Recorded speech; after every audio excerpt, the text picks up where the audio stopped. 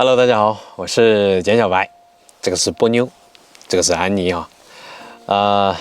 咱们前段时间呢，我去了一趟西双版纳，我开了1200公里啊，带着安妮波妞从贵州的黔东南凯里出发去西双版纳景洪参加泼水节。其实刚出发的时候呢，我都是非常开心的，然后呢，心情很激动啊，因为想要去西双版纳拍摄视频。然后直播，那天我要直播的时候啊，不知道有多少朋友在我直播间看到了那个画面。我当时呢是在一个很高的地方，然后用相机直播的。然后当我打开直播画面的时候呢，就卡顿了，就完全没有办法直播，到最后直接手机所有的信号都没有了。我现在直播卡住了，完全动不了。然后我这相机放在这儿。直接没网络，手机现在是没网络，为什么？你们看一下下面的人，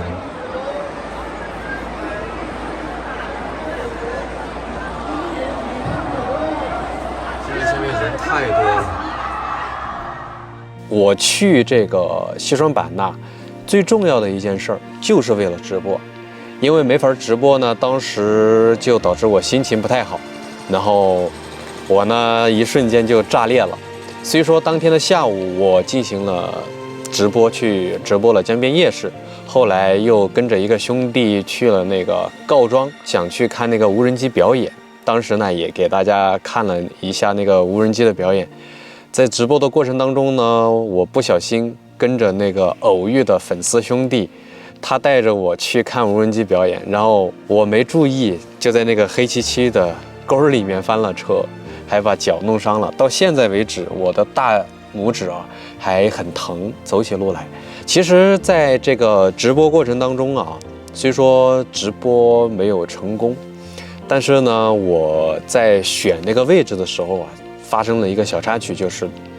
我当时选的那个广场的对面那栋高楼，那里面呢有一个酒店，顶上的3层呢正在装修。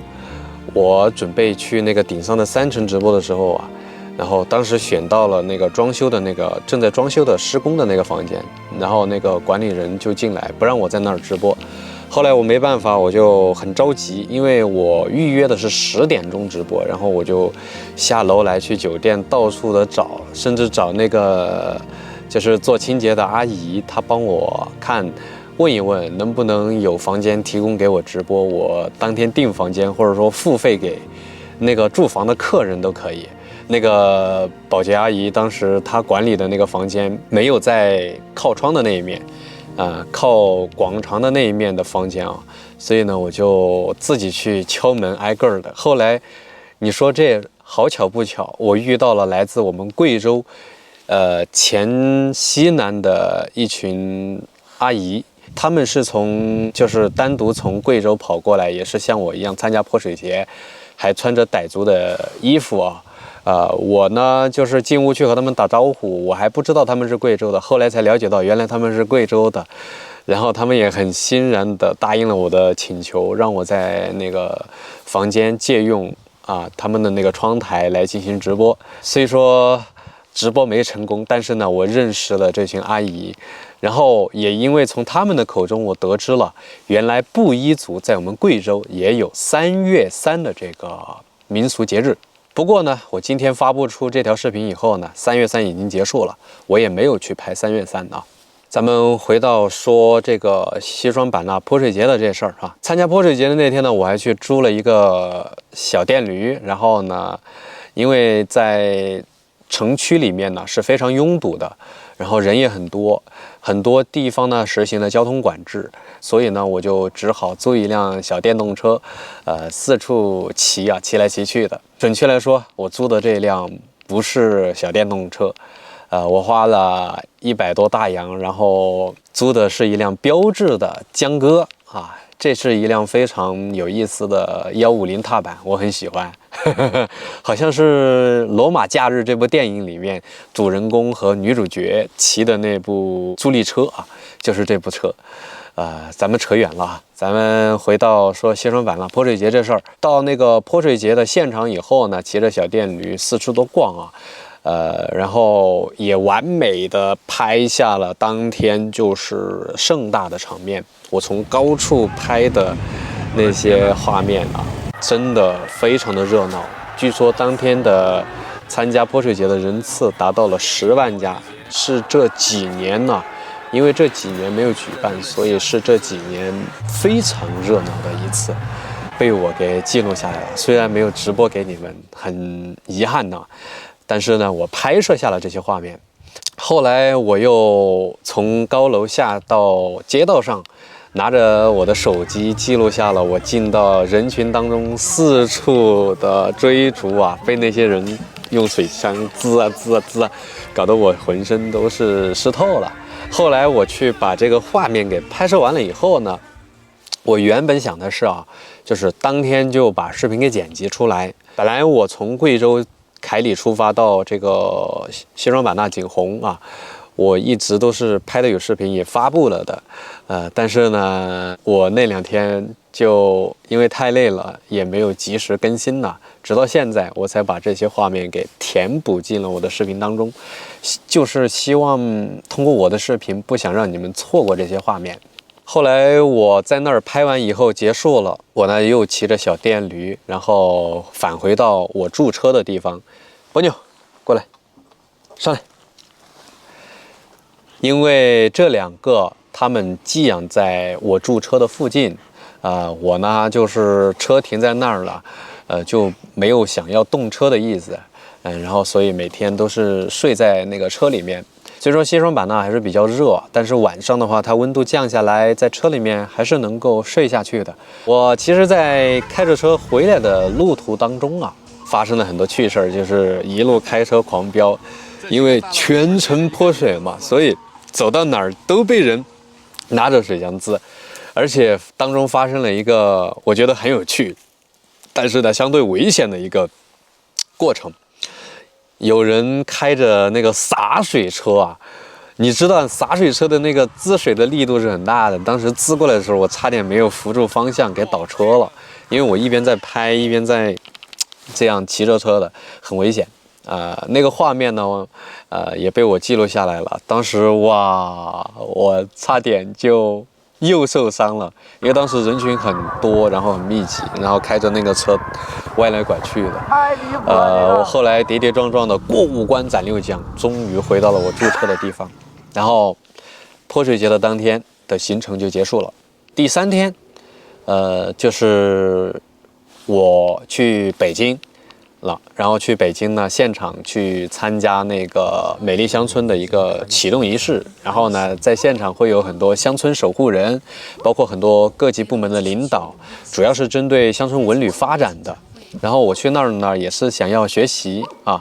我在这个视频前呢，我还发布一条视频，我突然从北京一觉醒来，然后呢，住在一个非常非常具有特色的一个网红酒店。那个酒店呢，它的那个外墙都是用那个砖头做的，非常的像工厂一样啊，像70、80年代的工厂啊，很有意思。我其实16号出发去北京的，然后17号当天的活动，18号呢返回的。其实，在18号返回的那天呢，我又去了这个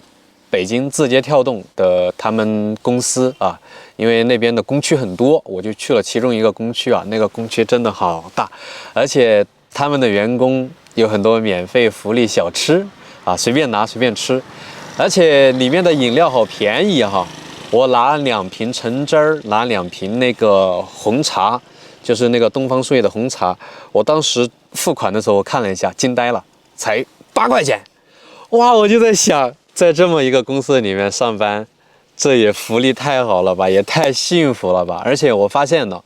他们员工之间呢，互相叫的时候都是叫同学啊，就是再高的领导都是叫同学。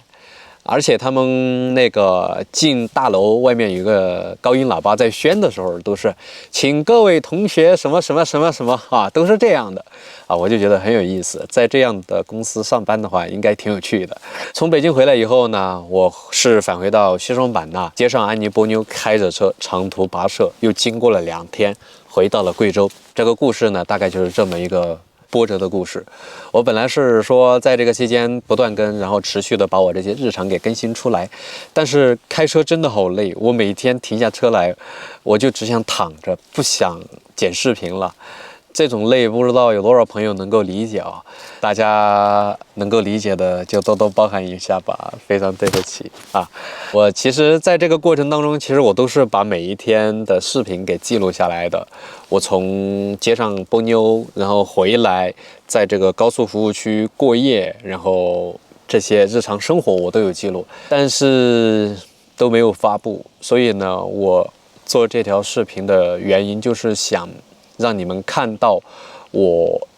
是真的有拍，而且也真的有在记录，只是实在没有精力剪出来了。然后带着这2只大狗狗啊，回到了贵州，然后才做了这条视频。说了这么多，其实呢，我是想给大家说，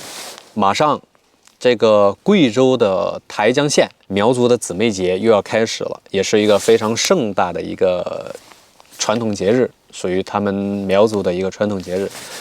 不过呢，它只是台江和建河啊这个苗族支系的一个节日。我呢决定去参加啊，也要去直播，但是大家就是做好心理准备，有可能现场直播不了，因为人确实很多。但是呢，我在想办法，比之前我会提早个1、2天我去做好准备，不像这一次去西双版纳那样匆匆的跑到那里去，然后地点都没选好，匆匆的直播啊，就导致了很多意外发生哈。我现在的位置呢是在贵州黔东南雷山县这边的这个村子呢叫长屋村呐，在我身后的2棵大树呢是他们村口的守护神。我觉得这个背景很漂亮，然后呢我就驻车在这里停车休息，然后录制这个视频。这段时间呢马上进入农忙了，在黔东南这边呢它有很多的梯田，我想的是农忙时节，我想拍一个系列，然后关于农忙的，关于村落的，然后还有一个主题，有可能会拍摄一个在贵州境内的长征路上的一个村落，它背后的故事。有朋友说你什么时候进藏去新疆？这个想法在我心里面早就蠢蠢欲动，但是呢，咱们平台的活动没有辐射到那边，所以我就花大量的时间在这边拍一下。而且平台的老师他们很希望就是小白能够驻足在贵州，或者说西南地区，长期在这边拍传统村落，希望我能够花大量的时间用心的去做这些事儿。我一直停停留留、断断续续的，没有怎么去好好的更新，就是因为这些事情耽误了很多事儿，然后我内心也是很纠结、很挣扎。我到底是为了文旅这个方向而去做，还是为了带货这个方向而去做？因为我一直在寻找一个就是平衡点，怎么把它做好。哎，你们牛回来了，好吧？这个视频呢，咱们就不废话了。大概我想说的呢，想讲的呢，都讲完了。来，哎，你不牛，上来，上来，上。啊，在视频的结尾呢，让他们出个镜呢，咱们呢也该休息了，因为其实很晚了，我录制的这条视频。好，咱们拜拜，下一期视频见。我会努力的，尽量快速的把我的视频剪辑出来，更新给大家。拜拜。